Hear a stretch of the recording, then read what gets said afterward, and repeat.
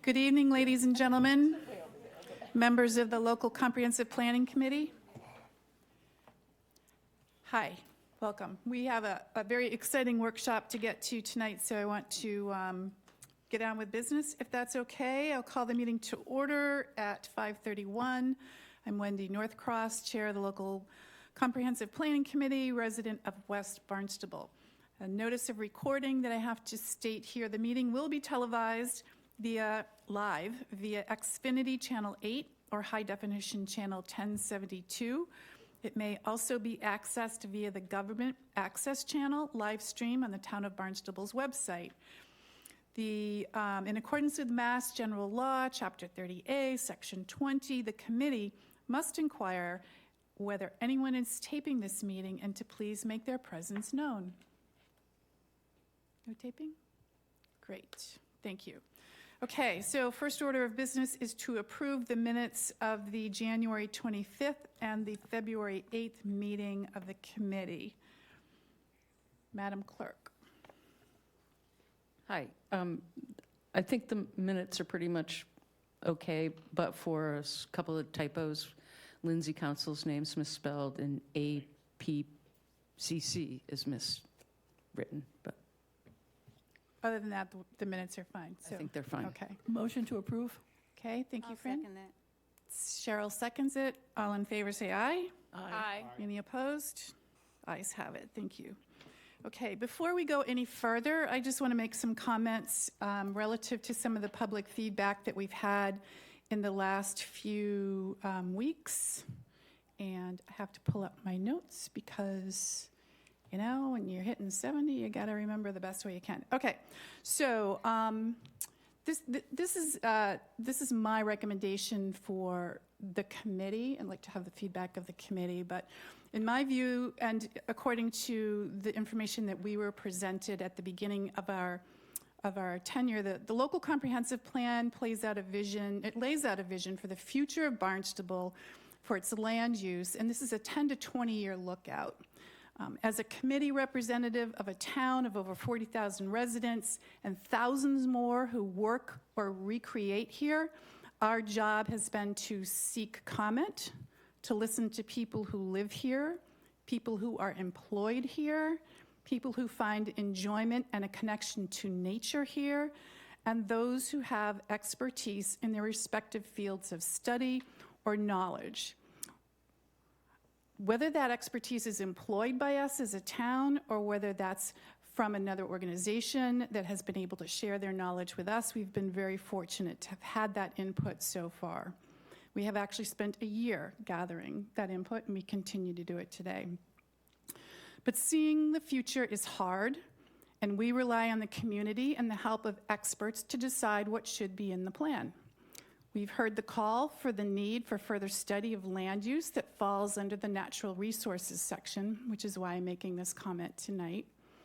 The natural resources section of the draft plan contains references to multiple plans that delineate the goals and strategies and tactics for the town's overall natural resources plan, which is what we are working on. We are working on these broad goals and these broad visions that encompass large swaths of the community. We are not speaking to project-specific issues in this committee. Some examples of these specific plans include the Comprehensive Wastewater Management Plan, lovingly known as the CWMP, the Open Space Plan, the Freshwater Management Program, just to name a few. They're all delineated in the draft natural resources section that we're still chewing on. And we're not finished in our journey of listening and discerning. In fact, we have a lot yet to do. We've accelerated our meeting schedule so that we can get this done and make sure that the town is operating with an updated and current plan. So I suggest we recommend that we address the issue of how Barnstable's coastline is used in the future, which can include cable landfall, for example, by citing the need for a shoreline uses plan that dovetails with other key plans that underpin the local comp plan, like the open space plan. It could also take into consideration aquaculture, our docks, moorings, the wetlands, wastewater management, dredging. This planning process would include the advice of experts from various agencies, departments, and backgrounds to inform the final goals, strategies, and tactics that would best serve the needs of the town and those who will depend on us for their lives and their livelihoods into the future. This LCP should reflect the broadest possible desires of the community's future state, with these supporting sub-plans to underpin the thinking based on the best practices at the time and, excuse me, and the law. So I would just like to propose that that's something we include as part of our draft, and I'm happy to open that up to the committee for comment at this time. Asia. So I do want to just make sure that the public is aware, this committee has no authority over the wind projects that are currently in process. We have no authority over that. So I just wanted to make sure that was clear to the public, that that's beyond our purview. We need to speak to the town, the state on that. We don't have any purview over it. Fran, did you have your hand up? I don't know how many people here did the survey about Executive Order 160, which is a Commission on Infrastructure Siting and Permitting, which will, for the projects, say the wind projects, they would take over all of the permitting for that. They'd override our Planning Board, our Zoning Board of Appeals, the Conservation Commission, and just about any other regulatory commission in the town. And I think that's something that we need to take a look at and consider reviewing. When it comes to this, they've been working on this quote since October of 2013, which apparently nobody knew about, including our town manager, until 2 weeks ago. They're doing this survey where they supposedly are asking for our opinions. Fran, who is doing the survey? The state, the Commonwealth of Massachusetts, Executive Order 160 by our governor. I'm very jaundiced with the politics in Massachusetts, and I think this survey is just, just to placate people. I think they've already decided what they're going to be doing and are going to institute it. They've instituted this statewide government authority for citing all these energy products, whether it's solar, wind, or fossil fuel, in New York and Rhode Island. So it's not pie in the sky as somebody thinks it is. I think it's something that we need to be very concerned with. Thank you for your comment. Lindsay. Thank you. Well, I think looking at what we've seen in just the last few weeks here at this committee and the broad reach of some of these programs, to what Wendy said, I think we need a broader look at an inventory of all of our renewables, whether it be wind, solar, individual solar towers can be a real issue for some people. And there are other opportunities. We get 10-foot tides in Barnstable Harbor. Someday somebody may want to come along and put hydro turbines in there. I don't think we have an accurate inventory of how much area is taken up by solar panels now. I know it's quite a bit at the airport.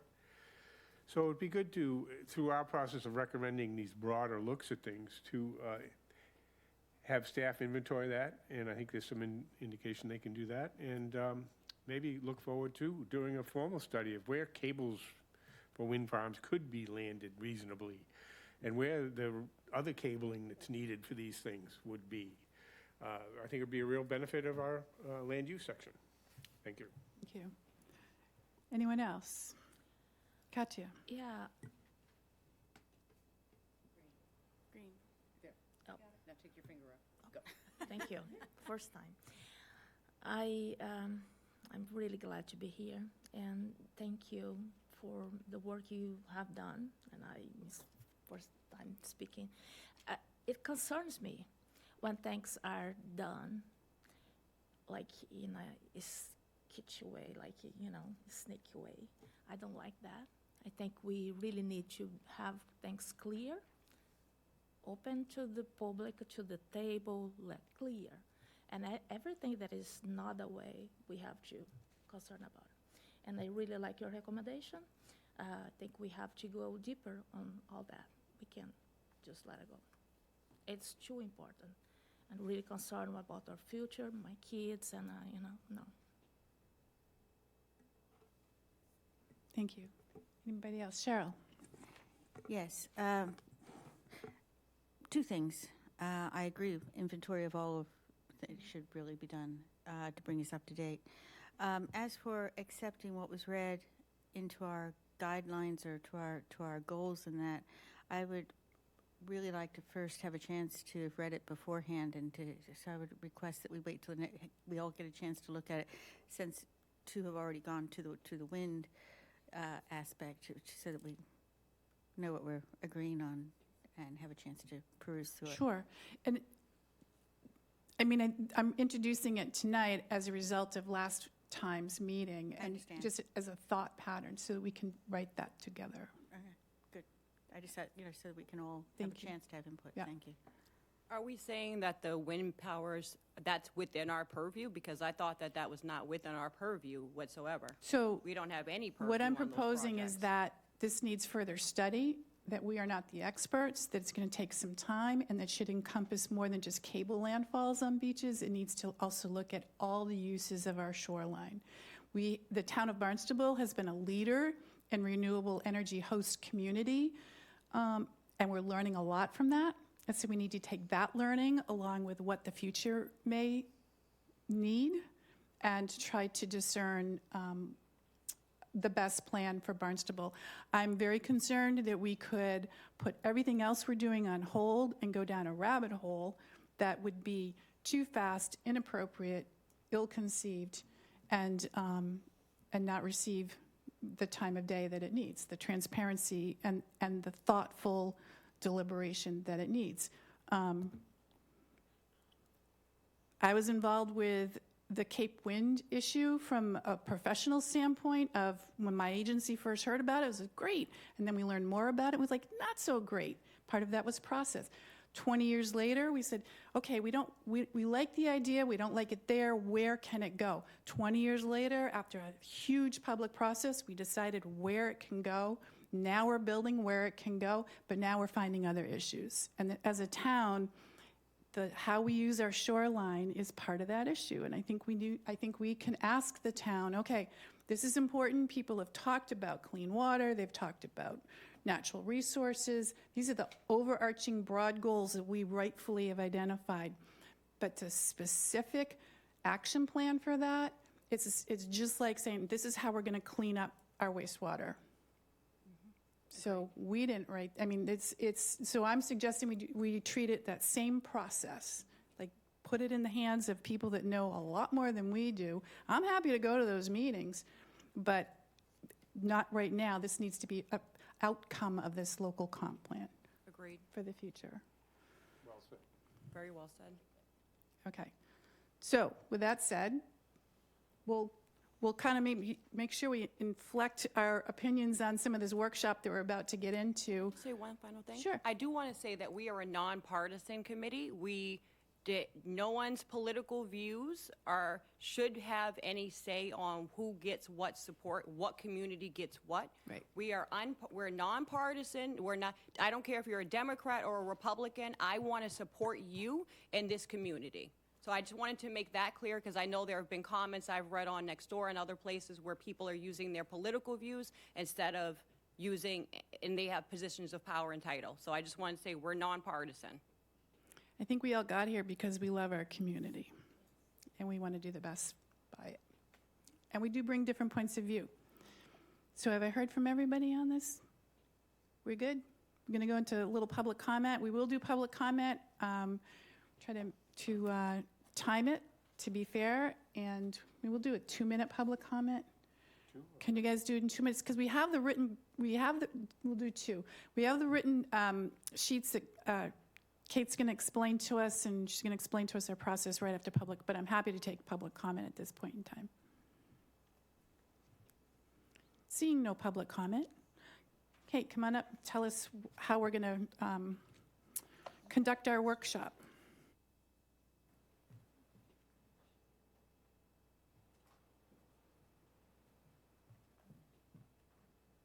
All right. Good evening. Kate Maldonado, Senior Planner, Planning and Development. So tonight's meeting, we will continue to focus on natural resources, reflecting on all of the important data and insight that we received from the expert matters at the prior meeting earlier this month. Quickly, as far as agenda, I'm going to provide a quick status update with regard to the natural resources survey question. Thanks again for your review at the prior meeting.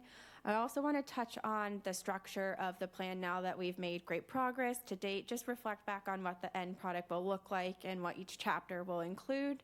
And then next steps as far as scheduling in the upcoming months of March and April. After I get through that housekeeping and any questions and comments, then I'd really like to devote the rest of the meeting to the breakout groups where we can look through the goals and strategies of the natural resource chapter. And those goals and strategies, you received an updated version last Friday, and that was to include the suggested goals and strategies from our expert subject matters from our natural resources division. So they proposed a draft action plan, and all of those strategies in their draft action plan were incorporated into the document. With regard to the natural resources survey question, thank you again for your dialogue last week. We have achieved we made minor amendments to more broadly speak to use of public land, as was discussed at the last meeting. The responses, you will be able to rank them. I have it as bullets here, but I do want to note that when it's an actual functioning survey question, members of the community will be able to rank the different options. Right now, the survey question is in translation, so we will have it in both Spanish and Portuguese, and that will be ready on Monday. So as soon as we have all three versions, English, Spanish, and Portuguese, that will be live, should be by close of business Monday, and that'll be on the project website, barnstablelcp.com, and I will also send the direct link to committee members, and I can also send it to, we have our newsletter with over 1,000 members of the community who have signed up for the newsletter, so I can send the direct link to members of the community as well. But it is live on our website, hoping that members of the community could look at our website. We've got a lot of information on there, as well. So I'll send around the link for that as soon as everything is translated. Oh, and as far as duration, last time we had the survey question open for a month, and I think that if that sounds great, suitable to this community, it'll open on Monday, and then I will keep it open for a month afterwards. So as mentioned, I just wanted to take a step back and think about, just quickly discuss the overall structure of this local comprehensive plan, incorporating what we've achieved to date and what we're working through now. So the final product, I don't know if we've discussed it, but there's one piece I wanted to touch on this evening. So the final product will be all of the information, narrative, and data associated with the existing conditions and vision statement that we achieved through phase 1. Right now, we're working through the chapters: land use, housing, natural resources, infrastructure, facilities, economic development, cultural heritage, and design. So that'll be its own section. And then reflecting on the information and the community goals expressed for each of those chapters, we'll produce a more direct action plan, which will have the performance measures. So that way we can track those actions over time. And then particularly why I wanted to talk about this structure tonight is with regard to the addendum. So generally the addendum includes your maps. We'll also have all of our community outreach that we've received to date.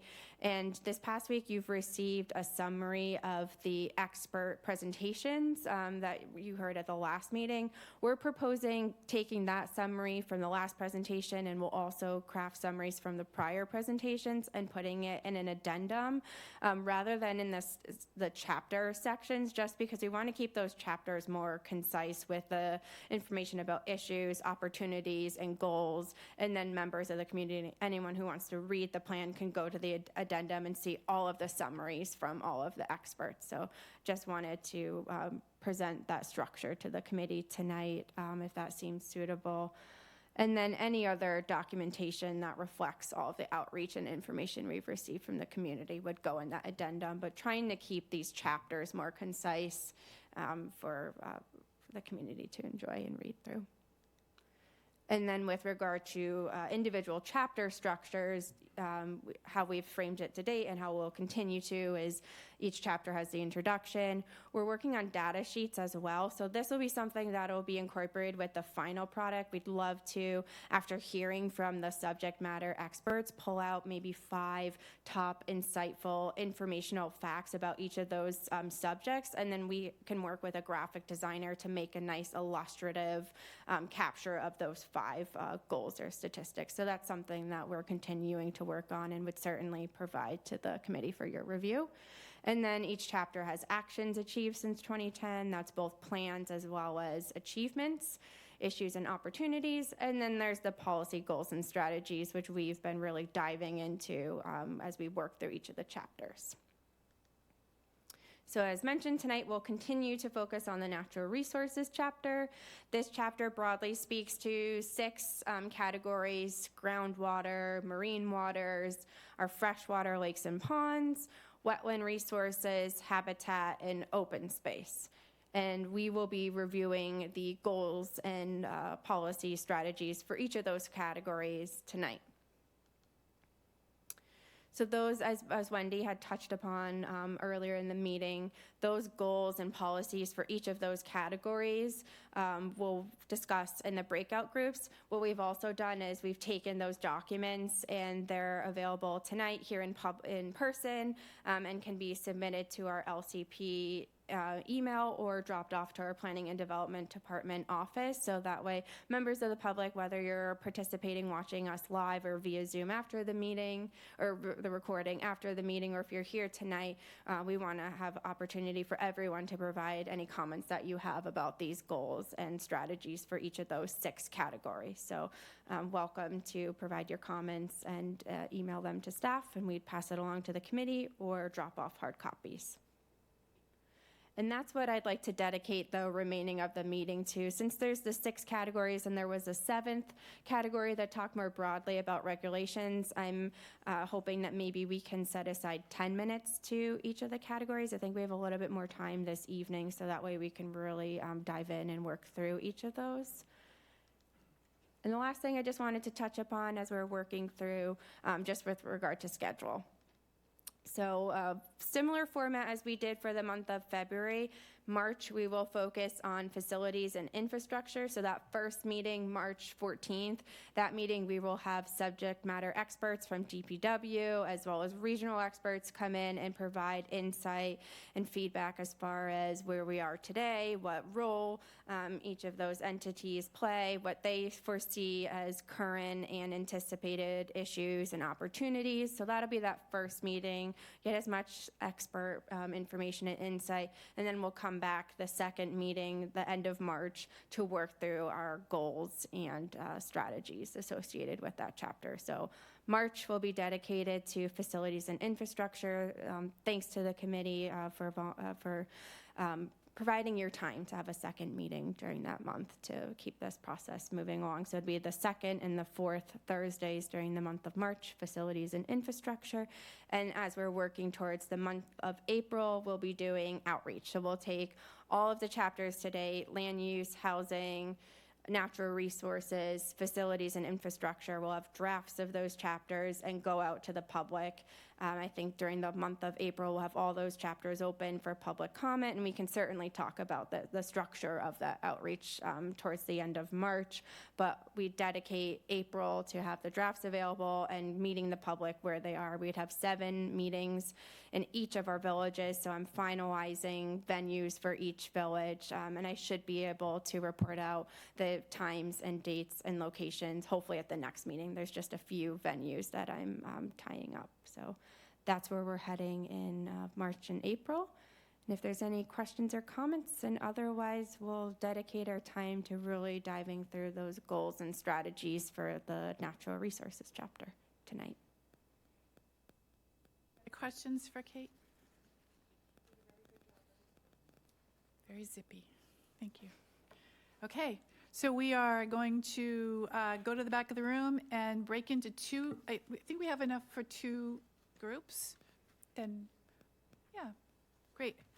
All right. Thanks. Thank you.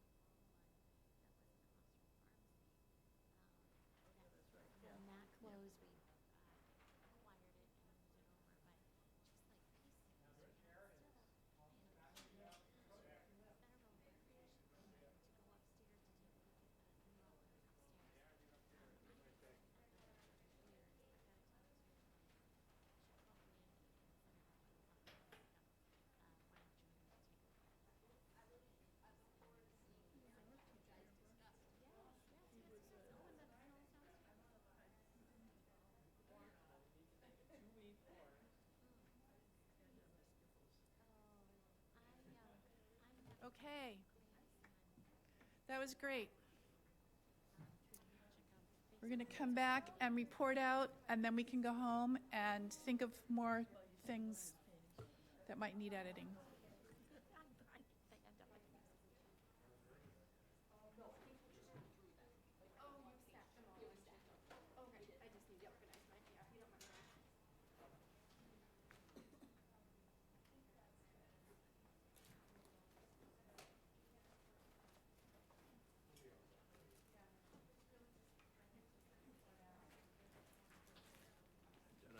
In the minutes, can you note that our group finished first?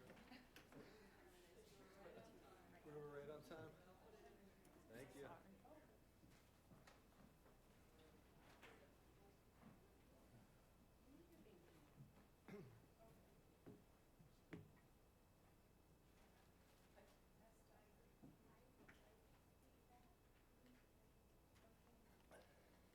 James, you going to give us a recap? I will. So good evening, everyone. I haven't introduced myself this evening. Jim Kupfer, Assistant Director of Planning and Development. I got the opportunity to speak with what I'm teaming Group 1 because we finished first. So,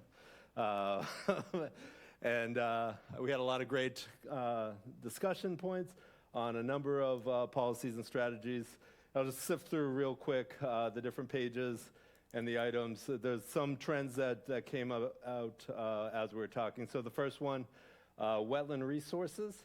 And looking over the policies and strategies, one of the things that we came back to time and time again is when there's regulations in place for limited disturbance within a 100-foot buffer, or maybe no disturbance within 25 or 50 feet, for that to be enforced to the greatest extent possible. And limiting opportunities for individuals to come in after the fact if there are impacts through maybe further education throughout town about the strict requirements that are in place or should be in place, and maybe opportunities for people to better utilize that space as opposed to utilizing it for maybe open lawn or development. So that was kind of a trend there. We did talk about under the vernal pools aspect, again, volunteer opportunities for highlighting and identifying vernal pools. Obviously, that needs to be properly certified.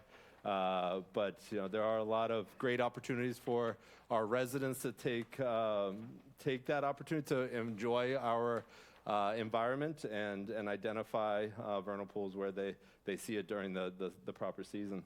Under freshwater lakes and ponds, again, when we're talking about land within 100 feet of now freshwater lakes and ponds and maintaining its natural state, thinking about ways in which we can do it for future development, so trying to deed restrict locations potentially within that buffer zone. Funding for potential deed restrictions, conservation restrictions. Obviously, we are a CPA community, but maybe there's other opportunities. I know we actively pursue grants and maybe identifying those opportunities in the plan. And again, enforcement and consistency in enforcement. I know there was a lot of examples of impacts within 100 foot of a freshwater lake, and where neighbors maybe were enforced differently. So looking at ways we can educate and define opportunities for consistency and enforcement. So one thing that was another consistent is we've talked a lot about studies, and we do, I think, in my opinion, I think in the group's opinion, a great job of studying our water quality and our lakes and ponds. But we need to continue to do that, but we also need to move beyond studies and into actions. And I think this plan could be an opportunity to start identifying several actions that we could take maybe in the short term to really get going on to further the science that has already been done. In terms of ways to water, looking at ways to further educate individuals, those who live in the community, those who visit the community, all the ample ways to water. and potentially promotional opportunities or tours from the town to really drive home all the opportunities we have here in town to get to our beautiful waters.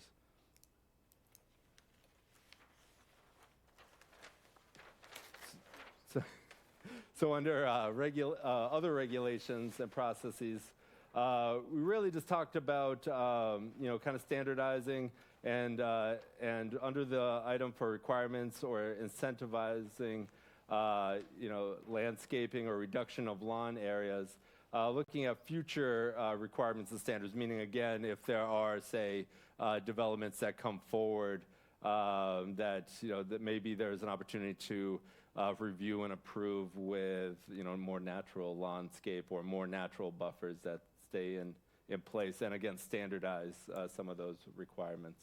And we just agreed with Natural Resources last presentation. I think they offered a lot of great examples of actions we could take.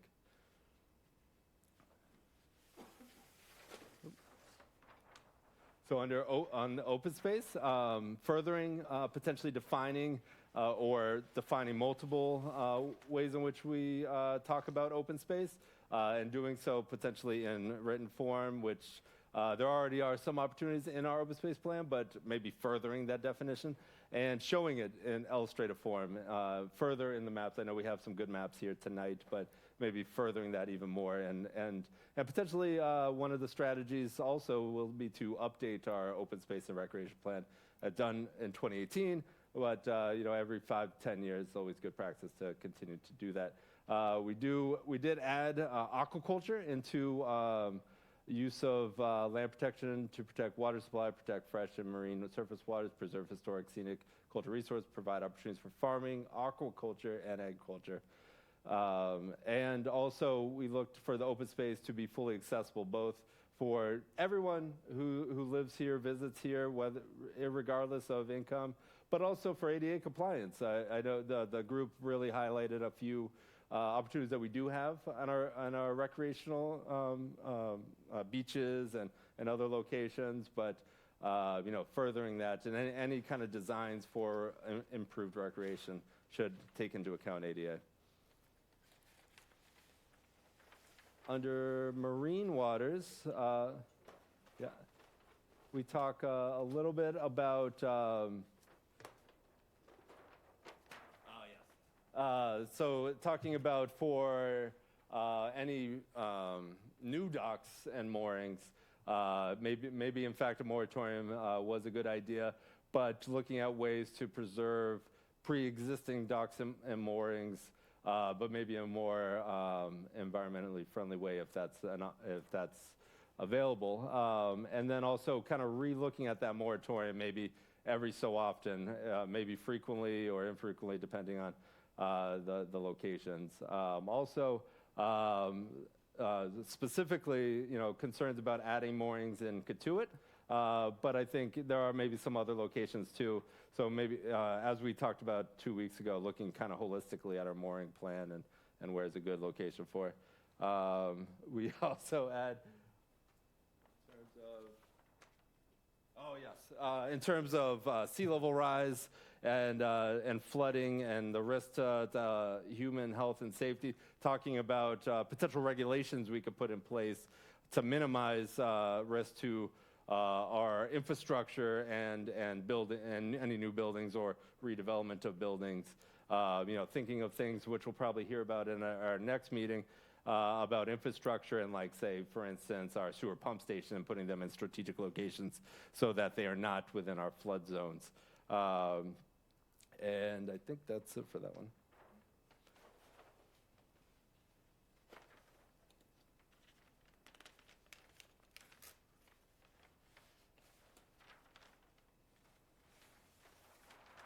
All right, under groundwater, we had a really good discussion, and rightfully so, one of our most pressing issues, and making sure that we protect our sole source aquifer. In our policy, at that last line, we had a great addition here. Ultimately, the town will strive for a long-term goal of achieving an untreated water supply. We thought maybe this is a discussion we should have further with the whole group, and certainly the folks in the public are welcome to provide comments. But talking about, the water supply always being treated, so we changed that untreated word to protected water supply, achieving a protected water supply, a holistic protected water supply. As we go down into strategies, we talk about, water conservation programs, and in Cotuit, it was brought to our attention that they do have, the water district does have irrigation ban, and maybe that's something the whole town should be looking at, and maybe other villages currently do, but we should maybe investigate that further.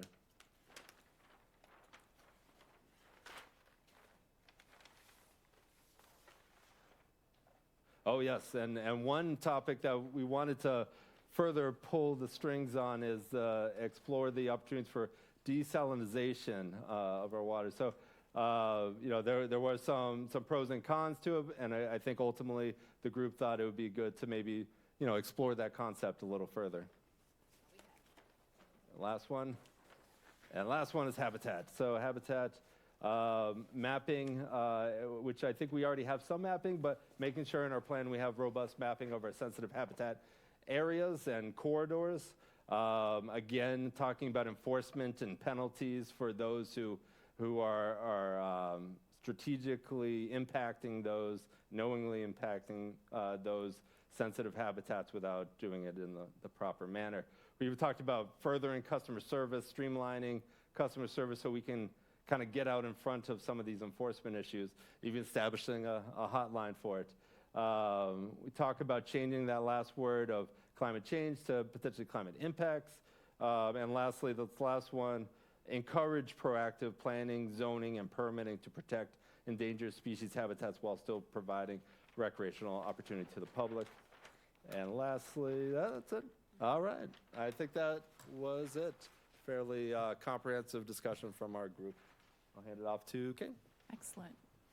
Thanks, Kate.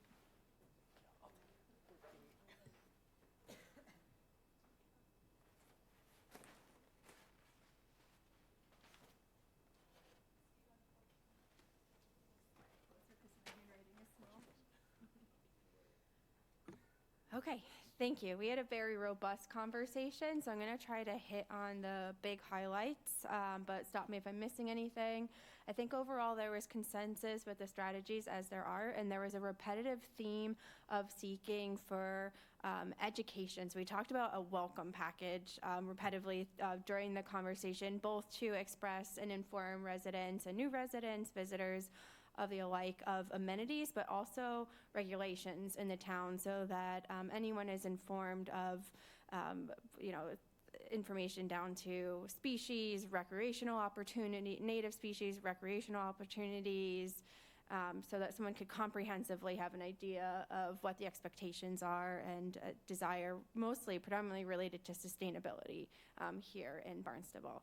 And I will proceed with freshwater lakes and ponds.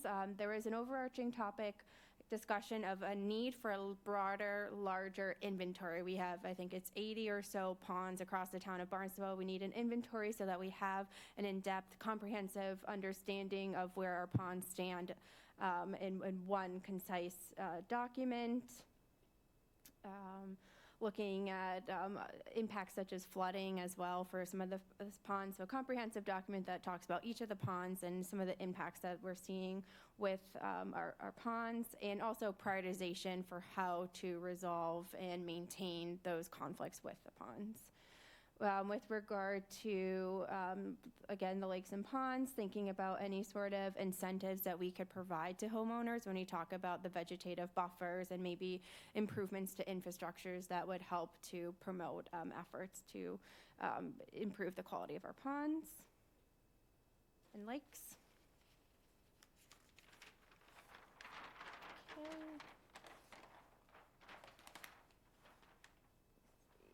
I think wetlands should be, wetlands, sorry. With regard to wetlands, we talked a lot about the buffer, so ensuring that the buffer is vegetated, and also ensuring that the vegetated buffer is enforced to make sure that whatever requirements are necessary are improved to the property. There was discussion of where there's larger efforts that are related to conservation, maybe informing more of the abutters to inform them of those efforts. And again, along the lines of that welcome package, making sure that new residents are informed of our wetland regulations in the town. Open space, so again, Jim mentioned, points predominantly to our open space and recreation plan, updated every 5 to 10 years. Here we talked about the need of more variety of open space features, especially post-COVID, so trails, there was a lot of conversation about playgrounds, more modern playgrounds with water features, interactive board games, shade structures, and this aligns with some of the conversations we've had to date, exercise equipment, so really a need for more community spaces to engage on both playgrounds, and also we talked about community gardens, farmers markets, so more opportunities, and a lot of them tied to the land too, thinking about how, with the farming, the farmers market, and led through many of the conversations, but that sustainability factor, thinking about our species and pollinator species and ban on fertilizers and such.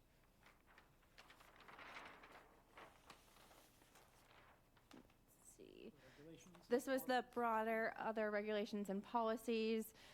Again, there was support for the bans on fertilizer and bans or restrictions on irrigation, shutoffs when there's rainfall occurring, mandating, maybe increasing payments associated with people who use more water, or requiring to install a private well if you want to irrigate your property, banning herbicides, pesticides for those who are spraying those across town. And again, really that need for education, which we saw implemented through this welcome package to educate residents, as well as we talked about our youth population, education, reaching out to, collaborating with our schools. And we did talk about this, when you think about improving properties with more sustainable and more species, there has to be regard of capacity, so there may be a need to hire management. I think that covers it. Big scale. Sorry. Habitat. Let's see. Oh, and at this point, we talked a lot about trees and maybe updating our zoning or policies associated with vegetation buffers to ensure that we maintain the buffers and natural trees that are occurring today and improve those vegetation buffers. Maybe a tax incentive to incentivize people to keep those buffers that they already have, and prohibition on clear-cutting properties.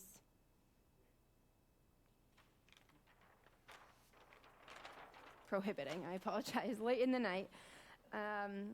We talked, again on the trees, thinking about not just trees, but more broadly biodiversity, more species, thinking about our wetlands, our forests, and where there's opportunities, maybe state roads like the medians and the state roads, looking in land owned by the utility companies, trying to improve those properties with vegetation. But again, we pointed back to sustainability and using native species, pollinator pathways. It all kind of tied in with each of the topics. Marine waters. Thank you. Marine waters. Here we had a conversation about preparing for retreat. So thinking about where buildings would be located as sea level rise increases, and where we thinking about plan for the future associated with retreats, not only with buildings, but also thinking about our salt marshes as well. And thinking about a long-term restoration plan for our marshes.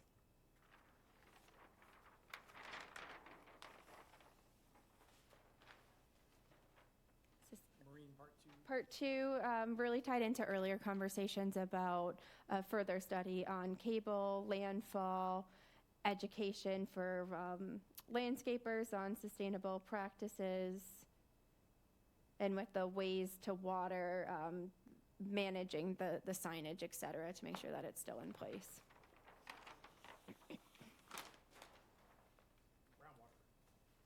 Groundwater, again, a consensus with the strategies.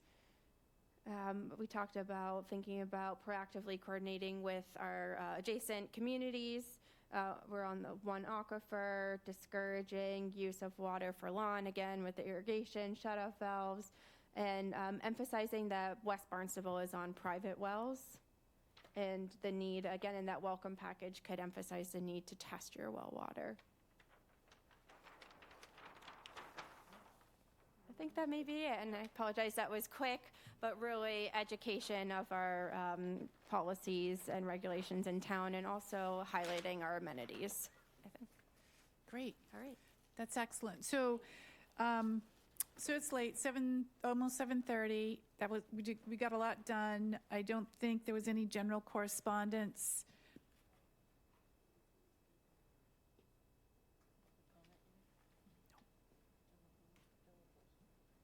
Just to clarify, there was the correspondence Oh. from Mr. Schulte, but I believe that the Correct. committee did respond to that correspondence. He did. Thank you for reminding me. So we received an email, and that would be part of our public comment process. So the next meeting is March 14th at 5:30 to be held here. Does anybody on the panel have anything they want to say to wrap up? We good? Good to go? I would take a motion to adjourn. Second. All in favor? All right. Aye. Any opposed?